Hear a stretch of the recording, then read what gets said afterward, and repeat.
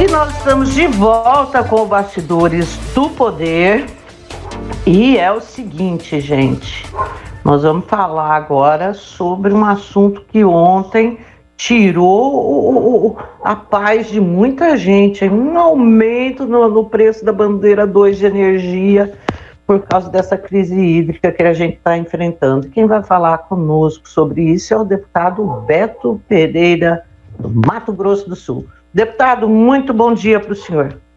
Bom dia, Zezé, bom dia, Rose. Prazer enorme estar falando aí com todos os espectadores da Rádio Bandeirantes, Campinas, né, nesse importante noticiário matinal aí que nós temos para toda a região.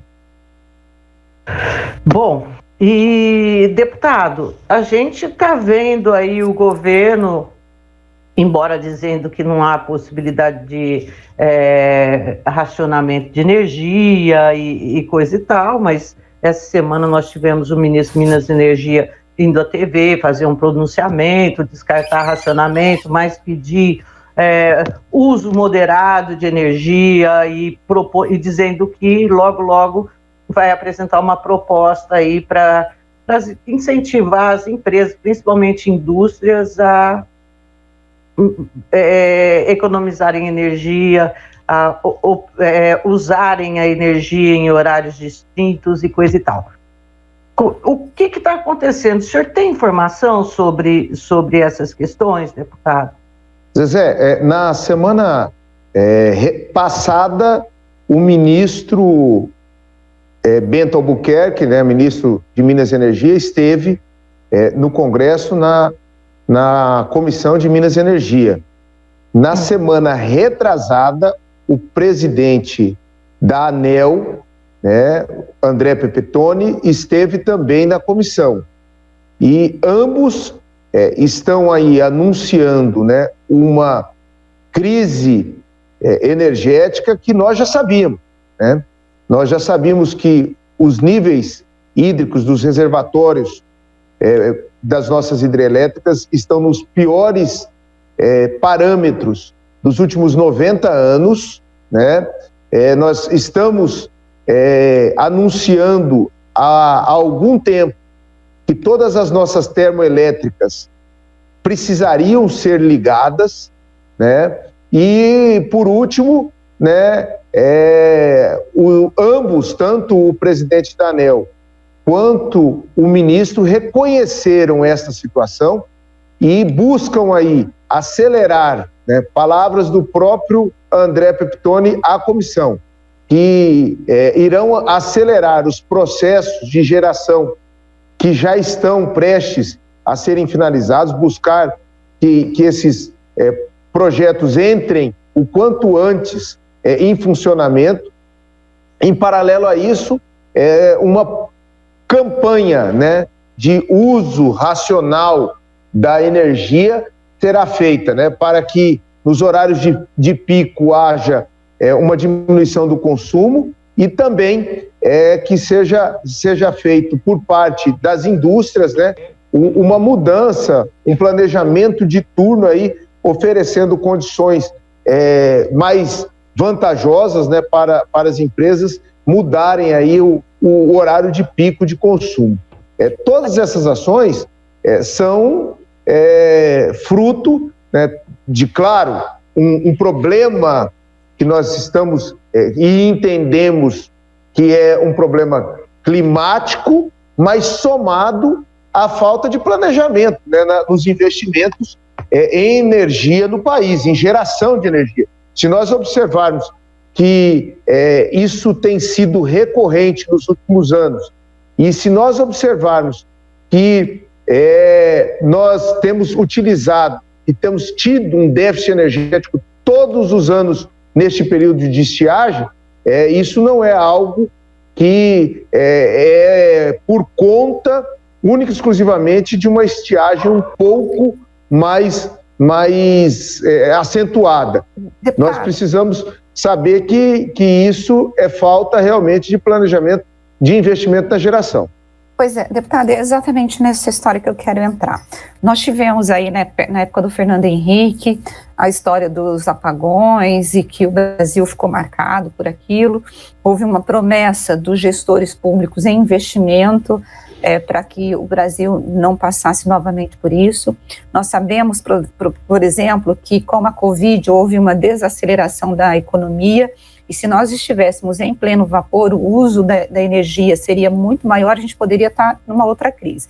E a gente vê agora o Brasil passando tendo esse risco de termos novos apagões, e o senhor falou de falta de planejamento. O que o Brasil, o governo, poderia ter feito para poder não chegarmos nessa situação em que nós estamos? Porque eu tenho a impressão que sempre quem paga essa conta é o povo e o empresário. Então, você tem o povo, que nós vamos ter que pagar uma conta de energia mais cara, e a história fala para poder fazer o racionamento aí do uso de energia em horários alternados, mas a gente pode ter o apagão. E tudo custa para a gente, sabe? O brasileiro vão puxando coisa nas contas e a gente vai pagando. Estou falando isso porque minha conta veio imensa, não vou nem falar o valor. E olha que imagina, agora eu estou brincando, mas é uma coisa muito séria, e ontem, com essa informação de que nós teremos novo reajuste por conta da bandeira vermelha. 50% a mais na conta, por conta da tarifa de bandeira vermelha. Você imagina quanto que isso vai impactar na conta do brasileiro, já com problema por conta da Covid, sem emprego, com tudo caro, com inflação. O que o governo poderia ter feito que não fez como lição de casa, na opinião do senhor? Bom, Rose, primeiro assim, você fez uma constatação que eu julgo demais de interessante, muito interessante.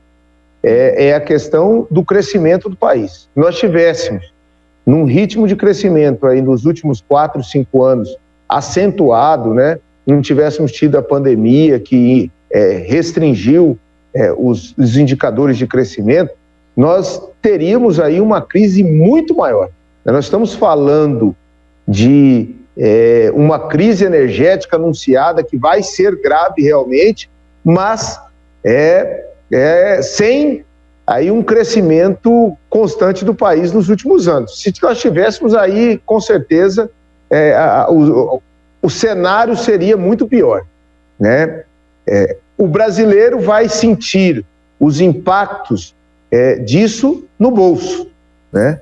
E eu não tenho dúvida que as pessoas vão entender isso com um prejuízo grave nas suas finanças. É importante a gente dizer que quando a gente defende, né, ao longo do tempo, investimentos em geração, a gente tem que sempre buscar alternativas ao modelo existente, né? Nós temos uma geração hídrica muito forte, né, no país, né, com diversas usinas hidrelétricas de grande, médio e pequeno porte, né, mas existe aí uma energia sustentável que não tem tido por parte do poder público ao longo de um período, né, um tratamento e um incentivo para que os investimentos aconteçam. Nós temos aí uma legislação falha na busca de geração alternativa, né, na energia solar, na energia eólica, para que nós pudéssemos aí diversificar nossa matriz energética. Só para você ter uma ideia, nós temos apenas 1% de geração distribuída em energia solar no país. Esse número é irrisório, é um número muito acanhado para o potencial de geração de energia solar que nós temos no país. O Brasil inteiro pode gerar energia solar e muitos lugares do país pode gerar energia eólica, mas esses investimentos não acontecem por conta de uma falta de legislação que garanta segurança jurídica para aqueles que vão investir. E é importante a gente só parametrizar isso, Rose, dizer o quê? Né? Que quando se faz uma hidrelétrica, quem investe é o Estado, né? É uma grande hidrelétrica, quem tem a capacidade de investir é o Estado. E a gente sabe que o Estado está cada vez mais com seus recursos próprios comprometidos, o recurso do Tesouro comprometido. Quando você faz a geração através da energia solar, da energia dos parques eólicos, isso acontece com investimentos da iniciativa privada, é o cidadão, são empresas que investem nessa geração de energia. Bom, deputado, dentro dessa constatação de que faltou investimento e de que o Brasil tinha que ter criado mais fontes aí, seja energia renovável, seja termoelétrica, né, para poder bancar o seu desenvolvimento energeticamente, quais são para que lado o senhor acha que o Brasil vai caminhar nesses investimentos? Assim, a gente vai ter mais termoelétrica, porque eu acho que a energia solar e mesmo a eólica são matrizes que vêm crescendo, mas a confiabilidade, assim, que uma indústria precisa, que um país precisa, isso acaba sendo dada por termoelétricas. Isso vai acontecer? O que o senhor imagina? A gente conversou, na verdade, com um professor da Unicamp a semana passada sobre essa questão, e ele falou, olha, o Brasil, a gente pode falar sobre a falta de investimento e tudo mais, mas o fato é que o Brasil, em termos de mundo, quando você olha para o mundo, é um dos países mais avançados, porque trabalha com energia renovável. Agora, a energia renovável ela tem esse ponto negativo e bem negativo, que você depende aí de condições climáticas que, especialmente nesse momento aqui do mundo, estão mudando por causa de mil coisas, né? Dentre elas aí o aquecimento global. Mas para onde nós vamos em termos de geração de energia? Vai ser mais termoelétrica a gás, carvão, nuclear? O que a gente vai fazer? Zezé, veja bem, essa crítica que eu faço não é apenas também a esse governo, mas é uma sucessão de governos que têm baixo investimento e não tem um plano estratégico, e esse plano estratégico surge no momento em que existe uma crise. E para sanar essa crise, nós vamos ter aí 5, 6, 7 anos para uma geração consistente e que vai dar segurança para aqueles que pretendem ou querem investir num país que tem abundância em energia. Então, não adianta nós falarmos que temos uma solução que vai garantir uma segurança energética para o país para o ano que vem, porque qualquer uma dessas soluções não seria verdadeira.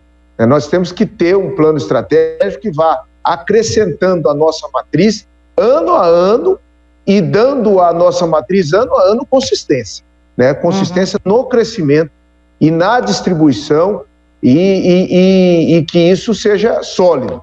Bom, as usinas termoelétricas, elas são necessárias para o sistema.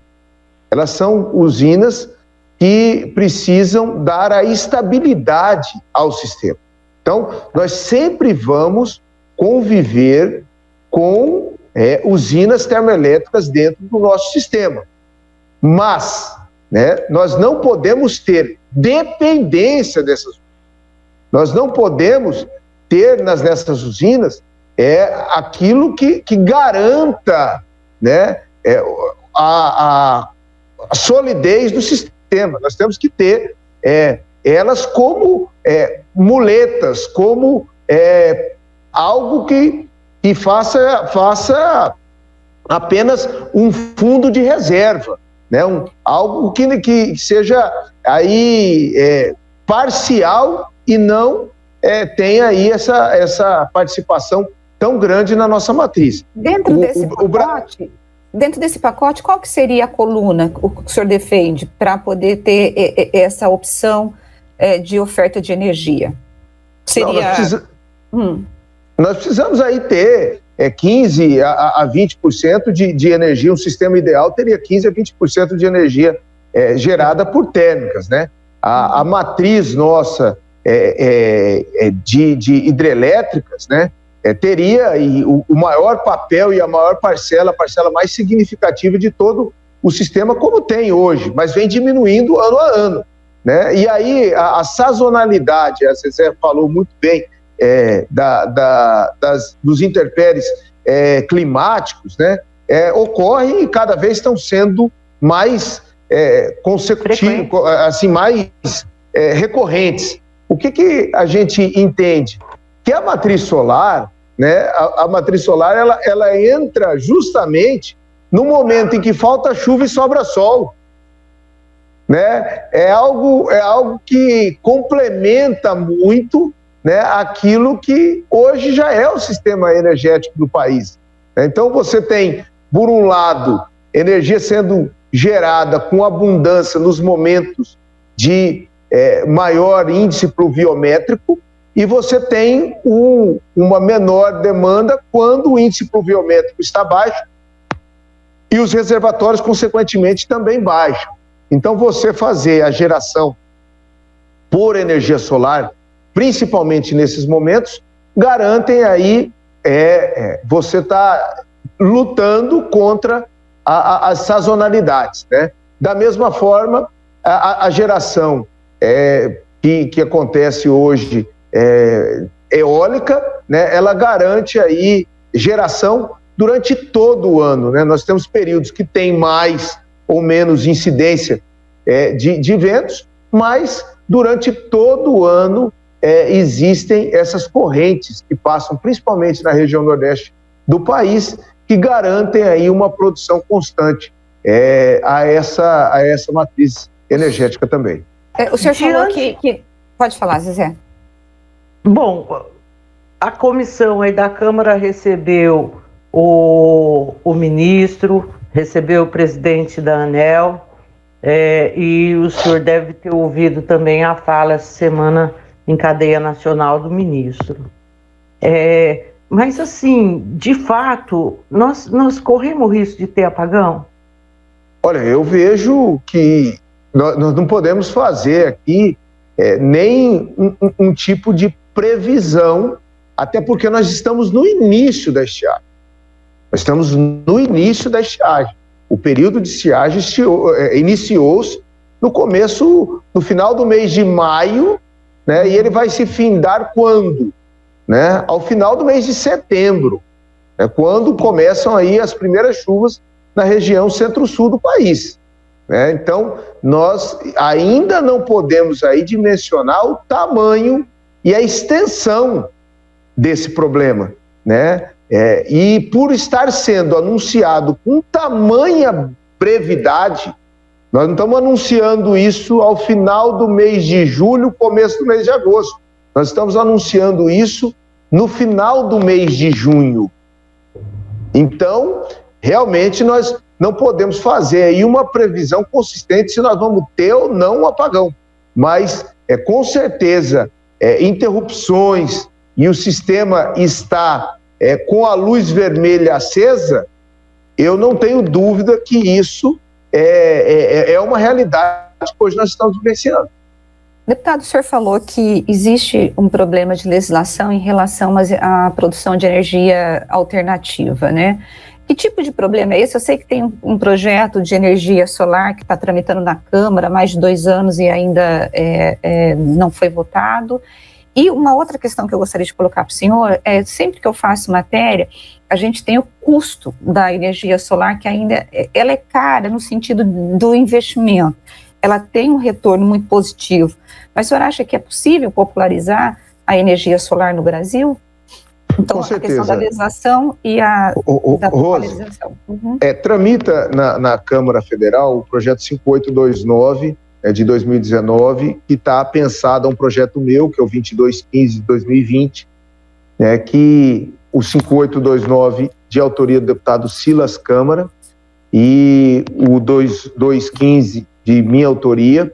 Esse projeto está sendo relatado pelo deputado Lafayette Andrada, do estado de Minas Gerais. Ele já esteve por ser pautado,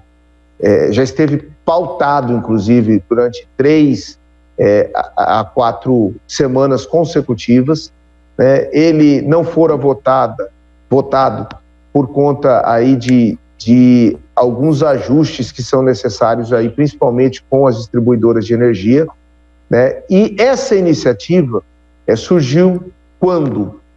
Quando, em 2019, a ANEEL, né, através de uma pretensão de taxação dos sistemas de geração distribuída. O que é geração distribuída? Essa energia que gera no telhado da sua casa, do seu condomínio, do seu prédio, e que entra e que precisa da rede para fazer com que durante o dia você gere e durante a noite você busque energia da rede para compensação, né? Esse projeto faz com que aquela pretensão de taxação de 68%, que é inviabilizar os sistemas de uma forma definitiva, né? Essa pretensão hoje, essa taxação passaria para 20%, apenas o fio B estaria sendo pago, né? Que é algo que realmente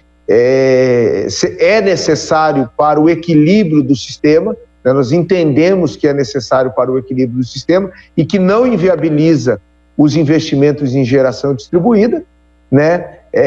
Nós estamos na expectativa de dirimir qualquer dúvida quanto aos benefícios que traz o projeto para a geração no país e que possa aí garantir que a iniciativa privada, os pequenos geradores que queiram, né, os pequenos negócios, uma casa de carne, uma conveniência, um pequeno hotel, possam aí contribuir e dar a sua parcela de contribuição na geração de energia nesse país, né? É simples, né? A companhia que está com a concessão de Campinas, ela compra uma quantidade de energia, ela compra 1.000 quilowatts, 10.000 quilowatts, 1 milhão de quilowatts.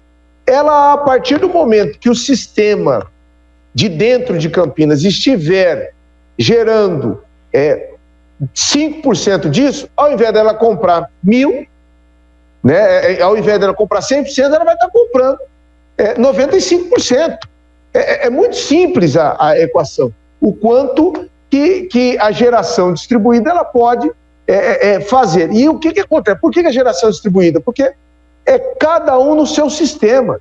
E isso vai acontecer, acontece a diminuição em Campinas, ao mesmo tempo está acontecendo aqui em Campo Grande, no Mato Grosso do Sul, ao mesmo tempo está acontecendo na Bahia, ao mesmo tempo está acontecendo no Ceará, e assim sucessivamente. Com isso, a gente pode garantir, né, que a população brasileira, além de ter energia mais barata, energia limpa, vai também estar contribuindo para nós termos aí diminuído o nosso déficit de energia hoje, que assola a população brasileira de forma generalizada. Deputado, eu quero agradecer muito a presença do senhor aqui no Bastidores, dando toda essa informação, esclarecendo a gente aí, trazendo conhecimento para a gente e para os nossos ouvintes. E torcer para que esse projeto entre na pauta loguinho e que a gente veja, enfim, isso viabilizado. Muito obrigada pela atenção do senhor, por estar aqui conosco. Obrigado, Zezé, obrigado, Rose. Estou à disposição aí sempre que precisar e também na torcida aí para que nós possamos aprovar um projeto que dê segurança jurídica e que garanta os investimentos em energia limpa, em energia renovável, nesse país que hoje clama por geração de energia, principalmente para que nós possamos aí ter anos, né, de desenvolvimento, e a gente sabe muito bem que energia é insumo para a indústria, insumo para a produção, insumo para o crescimento. Obrigada. Muito obrigada, um bom dia para o senhor. Um abraço.